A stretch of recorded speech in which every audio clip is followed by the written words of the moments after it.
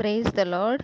నేటి వాగ్దానము: ఆలోచన విషయంలో నీవే గొప్పవాడవు, క్రియలు జరిగించే విషయంలో శక్తి సంపన్నుడవు. ఇర్మియా గ్రంథము 32వ అధ్యాయము 19వ వచనము. యెహోవా ఆలోచన సదాకాలము నిల్చును. దేవుని యందు నమ్మిక ఉంచిన వారిని ఆయన తన ఆలోచన చేత నడిపిస్తాడు. మనము నడవలసిన మార్గము మనకు బోధించి మన మీద దృష్టి ఉంచి మనకు ఆలోచనను అనుగ్రహిస్తాడు. యెహోవాకు విరోధమైన జ్ఞానమైనను వివేచన అయినను ఆలోచన అయినను నిలవదు. ఆశ్చర్యక్రియలు జరిగించు దేవుడవు నీవే. యెహోవా, నీ క్రియలన్నీయూ నీకు కృతజ్ఞతాస్తుతులు చెల్లించుచున్నవి.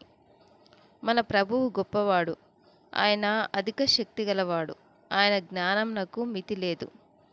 ఆలోచన చెప్పుటయు లెస్సైన జ్ఞానం ఇచ్చుటయు నా వశము.